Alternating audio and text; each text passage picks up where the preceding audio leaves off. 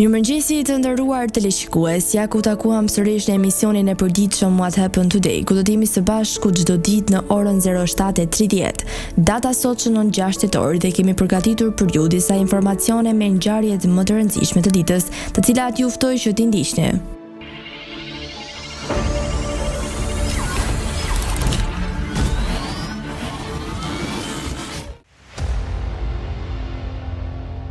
Gjashtë tetor. Ngjarje 2000. Slobodan Milošević pranoi humbjen nga Vojislav Koštunica në rrethin e parë të zgjedhjeve për kryetar të Jugosllavisë dhe i uroi zgjedhjen. 1998. Nën presionin dhe kërcënimin ndërkombëtar nga ajri i NATO-s, filloi tërheqja e forcave të sigurisë serbe nga Kosova. 2009. Sali Berisha, kryeministri i Shqipërisë, për herë të parë viziton Kosovën pas shpalljes së pavarësisë. Lindje 1773. Lindi Louis Philippe, mbreti i fundit francez. 1808. Lindi Friedrich i Shtat, mbret danez 1848-1863. 1846. Lindi George Westinghouse, hulumtues amerikan. 1887. Lindi Le Corbusier, arkitekt francezo-zvicerian. 1918. Lindi Abraham Robinson, matematikan amerikan. 1969. Lindi Mevludin Halilović, politikan bosnjak. Vdekje 1891. Vdiq Charles Stuart Parnell, politikan irlandez. 1979. Vdiq Elizabeth Bishop, poete amerikane. 1981. Vdiq El Sedat, politikan i Egjiptit. 1989. Vdiq Bette Davis, aktore amerikane. 2002. Vdiq Ismail Lulani, piktor. 2011. Vdiq Zini Haskaj, historian shqiptar.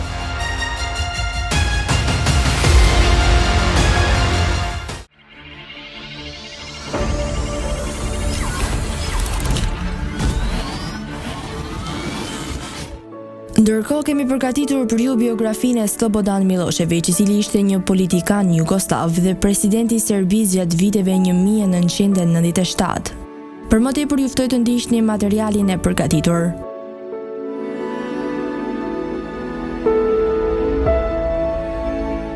Slobodan Milošević lindi me 20 gusht 1941, vdiq në 11 mars 2006. Ishte një politikan jugoslav dhe serb, i cili ishte presidenti i Serbisë brenda Jugosllavisë nga viti 1989 deri në 1997. Fillimisht Republika Socialiste e Serbisë, një republikë përbërëse e Republikës Socialiste Federative të Jugosllavisë 1989 deri në 1992 dhe presidenti i Republikës Federale të Jugosllavisë nga viti 1997 deri në vitin 2000. Ishte antar i rangut të lartë i lidhjes së komunistëve të Serbisë gjatë viteve 1980. Ai udhëhoqi Partinë Socialiste të Serbisë nga themelimi i saj në 1990 deri në 2003. I lindur në Požarevs, ai studioi drejtësi në Fakultetin Juridik të Universitetit të Beogradit dhe si student i u bashkuar lidhjes së rinisë socialiste të Jugosllavisë. Gjatë viteve 1960, ai shërbeu si këshilltar i kryetarit të komunës së Beogradit Branko Pešić dhe më vonë u emërua kryetar i Tehognas dhe Beobanka, role të cilave ai shërbeu deri në vitet 1980. Miloševići u ngrit në pushtet në vitin 1987, duke promovuar pikpamje populiste dhe nacionaliste, duke argumentuar për reduktimin e pushtetit të provincave autonome të Serbisë dhe rritjen e centralizmit.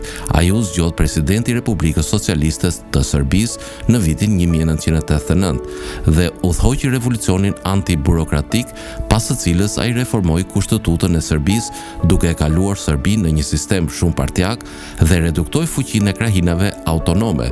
Pas zgjedhjeve të përgjithshme të vitit 1990, Miloševići miratoi një sundim të partisë dominuese, ndërsa partia e tij mbajti kontrollin mbi burimet kryesore ekonomike të shtetit. Më 11 mars 2006, Miloševići u gjeti vdekur në qelinë e tij të burgut në qendrën e paraburgimit të gjykatës së OKB-s për krimet e luftës, e vendosur në seksionin Scheveningen të Hagës, Holland. Autopsitë vërtetuan shpejt se Miloševići kishte vdekur nga një atak në zemër. Ai vonte nga problemet e zemrës dhe presioni i lartë i gjakut. Shumë dyshime u shprehen se sulmi në zemër ishte shkaktuar ose ishte bërë i mundur qëllimisht nga ICTY, sipas simpatizantëve, ose nga ai vetë, sipas kritikëve. Vdekja e Miloševićit ndodhi menjëherë pasi tribunali refuzoi kërkesën e tij për të kërkuar trajtim të specializuar mjekësor në një klinikë kardiologjike në Rusi. Reagimet ndaj vdekjes së Miloševićit ishin të përzjera. Mbështetësit e ICTY-s ankoheshin për atë që ata e panë se Miloševići kishte mbetur i pandërshkuar, ndërsa kundërshtarët fajsuan tribunalin për atë që kishte ndodhur, ndërsa ati ju mohua një funeral shtetëror, një funeral privat për të u mbajt nga miqtë dhe familja e tij në qytetin e tij të lindjes në Požarevac. Pasi 10 mira mbështetës së tij morën pjesë në një ceremoni lomtumire në Beograd. Kthimi i trupit të Miloševićit dhe kthimi i SVS së tij në Serbi ishin shumë të diskutueshme. Pjesëmarrësit e funeralit përfshinin Ramsey Clark dhe Peter Handke.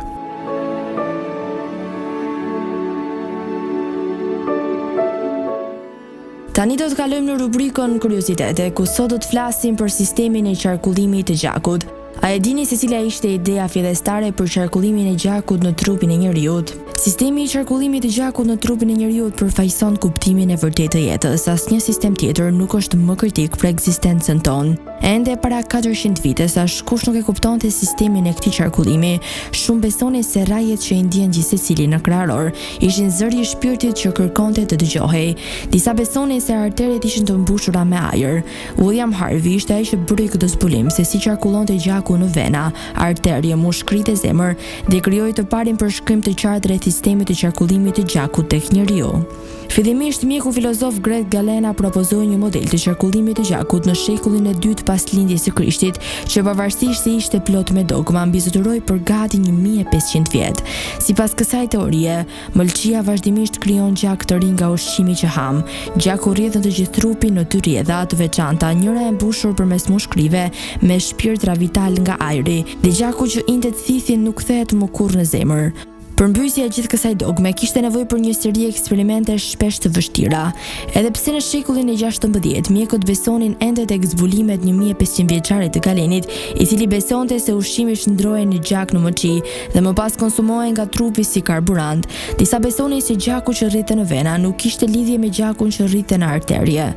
William Harvey, lindur në Angli në 1578, mori një trajnim mjekësor në Oxford. Ai ishte ftuar të vazhdonte studimet në Universitetin e Padua në Itali, si shkolla mjekësore më e madhe në Europë. Kur Harvey u kthye në Angli në 1602, ai u martua me vajzën e mjekut të mbretëreshës Elizabeth, u saktua si mjek tek gjykata e mbretit James të parë dhe më pas u saktua si mjeku personal i mbretit Charles të parë në vitin 1618. Duke u shërbyer mbretërve të tij, Harvey e fokusoi vëmendjen në studimin e tij për venat dhe arteriet. Ai realizoi një sër eksperimentesh me kafshë dhe trupa njerëzish. Gjatë këtyre eksperimenteve ai vuri re se si qarkullonte gjaku dhe shënoi drejtimin e tij në çdo raje të zemrës. Ai sigurisht që nuk ishte i pari që e zbuloi këtë gjë, por ishte i pari që shënoi se këto valvula gjithmonë drejtonin gjakun drejt zemrës. Gjaku rrinte në vena vetëm prej krave dhe këmbëve dhe kthehej sërish në zemër. Eksperimentin e filloi me kafshët të cilave u shtrëngonte fort një arterie për të parë se çfarë do të ndodhte.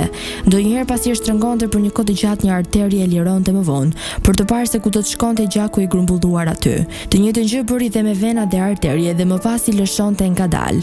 Më pas Harvey vuri re kokën e vet dhe kuptoi se zemra vepronte si një muskull, duke pulsuar gjaku në mushkrit e arterie. Pas shumë përsëritjesh eksperimentesh te kafshët, Harvey vuri re si gjaku as shtoi dhe as paksoi, por ai thjesht qarkullonte në trup duke e pasuruar trupin me oksigjen dhe ushqim. Në vitin 1625 Harvey kishte zbuluar një parafrim të sistemit të qarkullimit të gjakut, por ai përballej me dy probleme. Së pari, ai nuk mundi të shpjegonte se si gjaku kryqëzohej nga një arterie në venë. Ai nuk kishte mikroskop që të mundi të shikonte kapilarët. Në vitin 1670, 3 vite pas vdekjes së Harvey, do të ishte Marcello Malpini ai që do të shpjegonte se këtë punë e bënin kapilarët, duke kompletuar kështu sistemin e shpjeguar nga Harvey. Frika e dytë e tij ishte reagimi i turmës dhe përgjithsisht i kishës, kur ai të thoshte se zemra ishte vetëm një pompim muskulor dhe jo shtëpia e shpirtit siç besohej të ishte në atë kohë. Zbulimi i tij famkeq mori vend dhe ai humbi një pjesë të mirë të klientëve, të cilët ishin të shokuar për atë që ai kishte arritur të zbulonte. Por shkenca e Harveyt ishte shumë e kujdesshme. Në vitin 1650 ato e lejuan të botonte librin i cili do të shpërndahej në të gjithë Europën. Tani u ftoj të ndiqni parashikimin e motit në territorin shqiptar për ditën e premte. Territori shqiptar për ditën e premte parashikohet të përshkohet nga një mot i qëndrueshëm, me vranësira kalimtare të cilat do të jenë të pranishme në të gjithë territorin. Sipas parashikimeve, temperatura minimale parashikohet të jetë 11 gradë Celsius, ndërsa temperatura maksimale parashikohet të jetë 28 gradë Celsius. Era do të fryjë me një shpejtësi mesatare 1 deri në 5 metër për sekond në drejtimin juglindor, çka do të bëjë që të krijohen tallgëzime deri në 2 ball, ndërsa temperaturat minimale dhe maksimale në disa qytete kryesore të Shqipërisë do të jenë si vijojnë.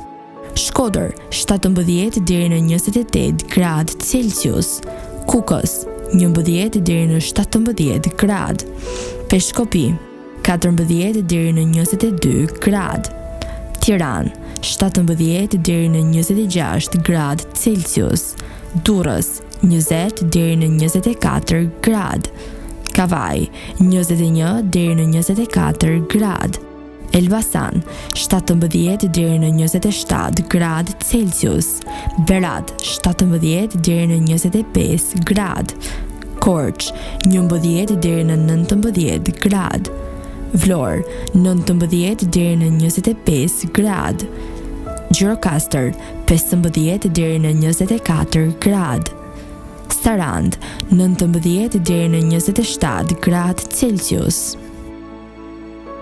Tani u ftoj të ndiqni parashikimin e motit në territorin e Kosovës për ditën e premte. Territori i Kosovës për ditën e premte parashikohet të përshkohet nga një mot i qëndrueshëm, me diell dhe vranësira kalimtare që do të jenë të pranishme në të gjithë territorin. Sipas parashikimeve, temperatura minimale do të jetë 7 gradë Celsius, ndërsa temperatura maksimale parashikohet të jetë 28 gradë Celsius.